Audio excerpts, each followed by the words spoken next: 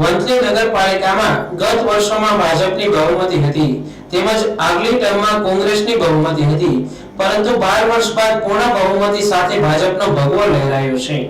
વંથલી નગરપાલિકાની ચૂંટણીમાં ભાજપનું બુલડોઝર ફરી વળતા 24 બેઠકોમાંથી 20 બેઠકો કબજે કરી ફરી સત્તામાં વાપસી કરી છે, જ્યારે ગયા વર્ષે ભારે બહુમતી મેળવનાર કોંગ્રેસ પક્ષ માત્ર 4 બેઠક મેળવી શકી છે।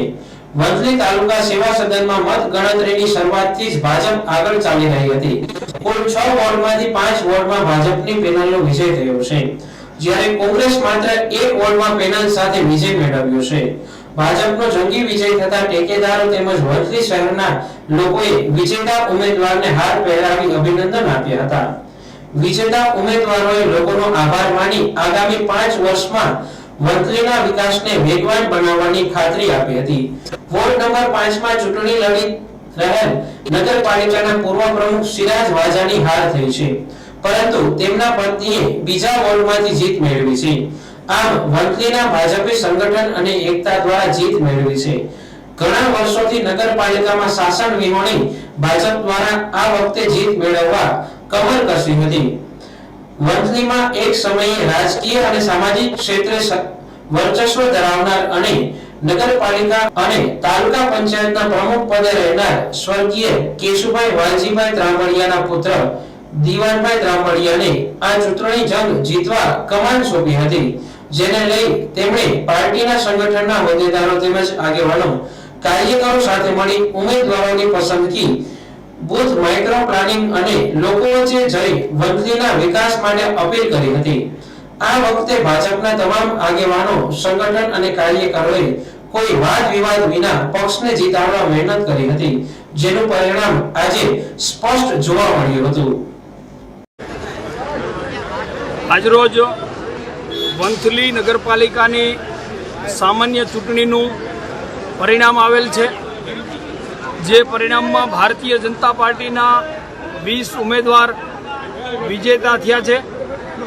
ભારતીય જનતા પાર્ટીના સૌ કાર્યકર્તાઓ અને ભારતીય જનતા પાર્ટીના શુભેચ્છક આગેવાન સર્વે કાર્યકર્તાઓની મદદથી ભારતીય જનતા પાર્ટીનો ભવ્ય વિજય થયો છે।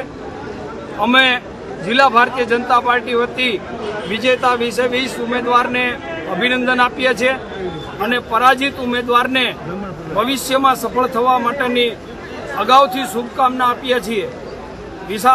વંથલી નગરપાલિકાની અંદર તમામ કાર્યકર્તાઓ, આગેવાનો, વિવિધ સમાજના આગેવાનો, હિન્દુ સમાજના હોય, મુસ્લિમ સમાજના હોય, તમામે એક જૂથ થઈને ભગવો લહેરાવ્યો છે।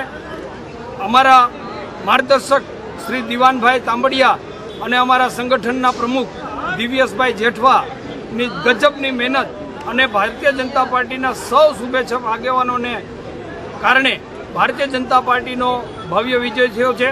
હું જિલ્લા ભારતીય જનતા પાર્ટીના ઇન્ચાર્જ નરેન્દ્રભાઈ કોટીલા, અમારા આદરણીય પ્રમુખ શ્રી કિરીટભાઈ પટેલ વતી સર્વે ઉમેદવારો, સર્વે શુભેચ્છકો અને વંથલીની નગર જનતાનો આભાર સાથે અભિનંદન પાઠવું છું। કેટલા સમય પછી આ પાછી બોડી આવી છે તમારી? ભારતીય જનતા પાર્ટીની બોડી 2018 પછી આ પ્રથમ વખત ભારતીય જનતા પાર્ટીની બોડી સત્તા ઉપર આવી છે। આ ભારતીય જનતા પાર્ટીની બોડી લોકોના કામ કરે, વિકાસના કામ કરે અને આદરણીય નરેન્દ્રભાઈ મોદી અને આપણા આદરણીય મુખ્યમંત્રી શ્રી ભૂપેન્દ્રભાઈની સરકાર સાથે કદમ મિલાવી અને માર્ગદર્શક આપણા શ્રી મનસુખભાઈ માંડવિયા અને ધારાસભ્ય શ્રી અરવિંદભાઈ અને ભારતીય જનતા પાર્ટીના સૌ વરિષ્ઠ આગેવાનો સાથે ચર્ચા વિચારણા કરી અને સૌ કાર્યકર્તાઓ વિકાસની જે રેખા છે એને આગળ વધારે તેવી ફરીથી શુભકામના। 20 બીજેપી અને 4 કોંગ્રેસ થઈને? હા, ભારતીય જનતા પાર્ટીની 20 બેઠક થઈ છે અને 4 બેઠક કોંગ્રેસને જાય છે।